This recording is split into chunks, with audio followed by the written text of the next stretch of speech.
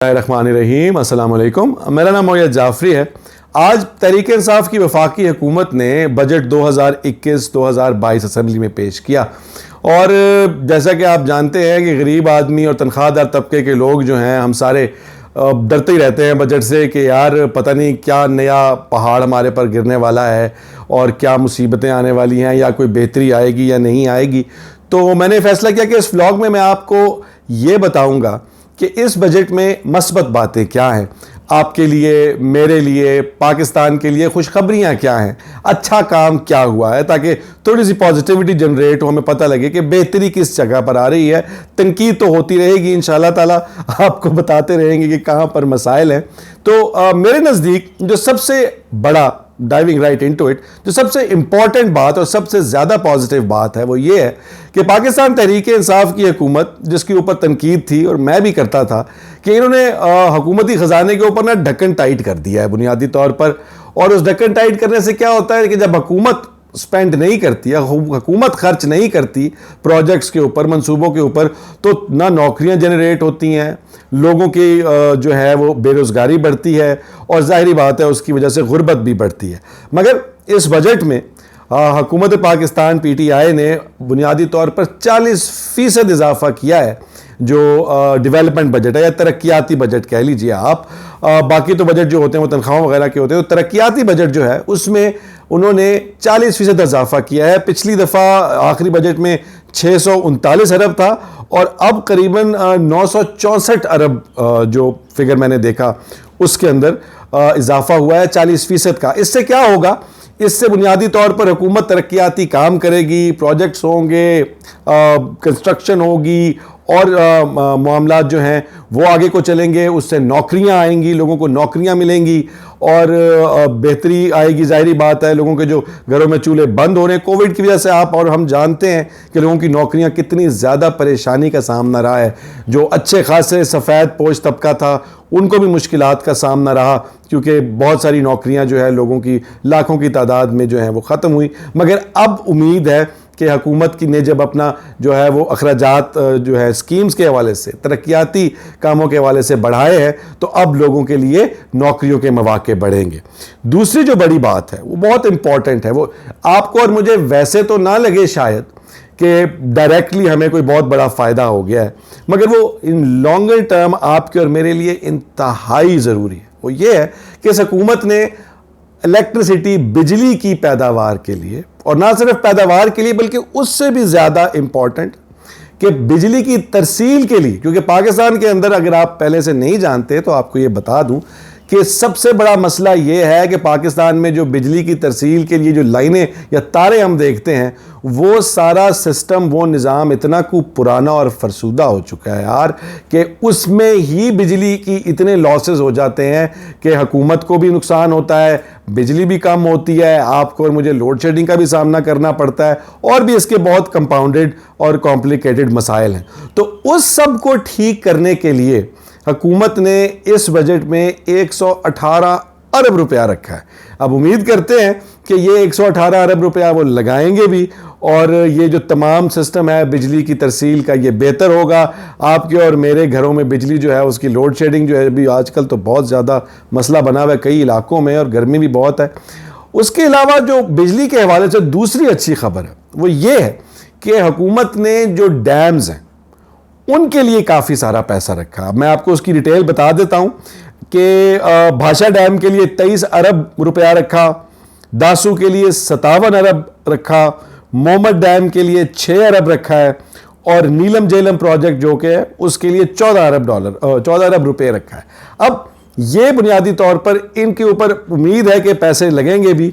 ये जब डेवलपमेंट होगी इनकी, तो जो डैम से बिजली बनती है वो सस्ती होती है, और ना सिर्फ थोड़ी सस्ती होती है, आप ये समझ लें आधे से भी ज़्यादा का फ़र्क है बाकी जो बिजली बनती है ये क्या कहते हैं स्टीम से या बाकी ज़राए से। तो बुनियादी तौर पे आने वाले वक्त में अगर ये चीज़ें ऐसे ही चलती रहती हैं तो आपकी और मेरी बिजली न सिर्फ सस्ती होगी बल्कि बिजली की तरसील का निज़ाम बेहतर होगा, लोड शेडिंग आने वाले वक्तों में कम होगी, और हमारी और आपकी ज़िंदगी में, चूँकि पाकिस्तान एक ऐसा मुल्क है जहाँ गर्मियाँ 7-7 महीने रहती हैं, तो वहाँ पर हमारी ज़िंदगी में थोड़ी सी आसानी पैदा होगी। उसके बाद एक और जो बहुत इम्पॉर्टेंट चीज़ कहने को बहुत छोटी सी बात है, मगर आपकी और मेरी ज़िंदगी के ऊपर बहुत बड़ा इम्पैक्ट पड़ता है, क्योंकि हम सब जो है वो बुनियादी तौर पर दवाइयाँ इस्तेमाल करते हैं। तो हुकूमत ने फार्मास्यूटिकल इंडस्ट्री यानी कि दवाइयाँ बनाने वाली जो चीज़ें हैं या केमिकल्स हैं सादी ज़बान में, उनमें से 300 आइटम्स के ऊपर टैक्स की छूट दी है।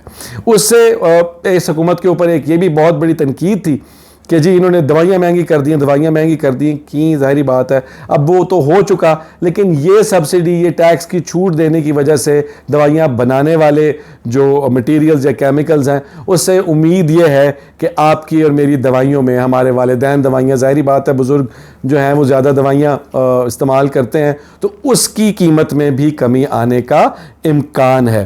अब उसके अलावा जो एक और इम्पॉर्टेंट बात उन्होंने की कि उन्होंने कहा जी हम तनख्वाहदार तबके के ऊपर मज़ीद कोई टैक्स नहीं लगाया।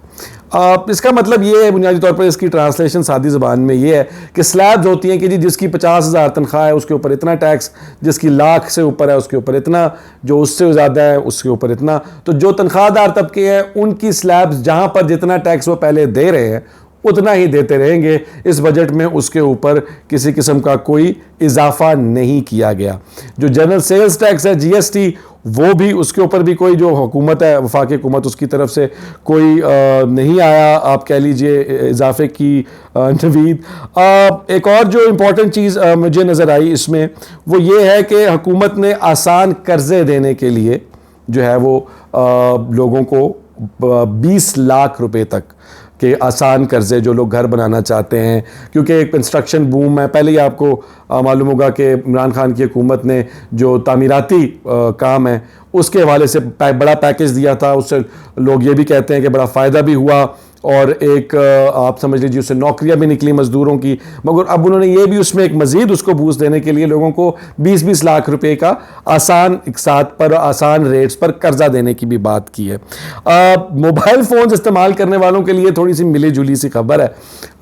वो खबर ये है कि मोबाइल फ़ोन्स, हुकूमत पहले ये सोच रही थी कि जो बाहर से मोबाइल आते हैं उनके ऊपर टैक्स बढ़ाया जाए और ताकि जो पाकिस्तान में बनने वाली सनद है, पाकिस्तान में बनने वाले मोबाइल हैं, उनको फ़ायदा पहुंचे। लेकिन उन्होंने अब ये फ़ैसला ख़त्म कर दिया। तो आप सब जो लोग आईफोन्स और सैमसंग, जो इस तरह के ब्रांडेड फ़ोन्स लेने के शौकीन हैं, उनके लिए अच्छी खबर ये है कि आपके लिए उसके ऊपर मज़ीद कोई टैक्स नहीं लगा। जहाँ तक टेलीफोन इस्तेमाल करने की बात है उसमें भी बड़े मिक्स सा रुझान है। उसमें यह है कि हुकूमत ने जो टैक्स आप कार्ड फीड करते हैं उस पर टैक्स कम किया है। मेरा ख्याल है 12 समथिंग से 10% पे 2% टैक्स उस पर कम किया। तो अब जब आप कार्ड लोड करेंगे तो आपको पैसे ज़्यादा आएंगे। लेकिन उसमें एक छोटा सा मसला ये है कि हुकूमत ने जो डेटा है, जिसे आप इंटरनेट कहते हैं, उसके ऊपर मज़ीद ये सिफारिश है उनकी कि जी उसके ऊपर हम पर जीबी, 1 GB डाटे पे 5 रुपये एक्स्ट्रा लेंगे। अब मुख्तलिफ लोग तो पैकेजेस इस्तेमाल करते हैं, उसको कैसे इनकॉर्पोरेट करेंगे, ये हुकूमत किस तरह से मैनेज करेगी मुझे नहीं पता। शायद पैकेजेस की कीमत में इजाफा हो जाएगा। वैसे तो पैकेजेस भी 14-14 रुपये पे भी पर जीबी के हैं, लेकिन अब देखने की ज़रूरत यह है कि ये किस तरह से इम्प्लीमेंट होता है।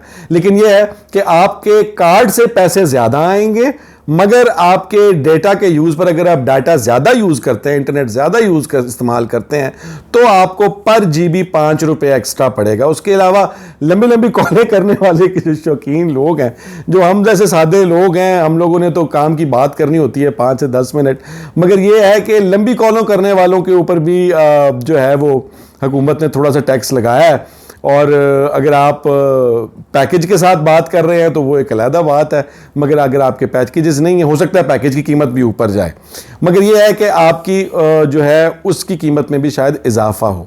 अब एक और जो छोटी छोटी बातें हैं, 800 सीसी कार के ऊपर उन्होंने कहा है कि जी तरीन साहब ने तो कहा कि हमारे जो फाइनेंस मिनिस्टर हैं उन्होंने ये कहा कि जो मोटरसाइकिल वाले हैं वो गाड़ियाँ भी ले सकेंगे, क्योंकि हमने 800 सीसी कार के ऊपर कम कर दी है जो है वो टैक्सेस।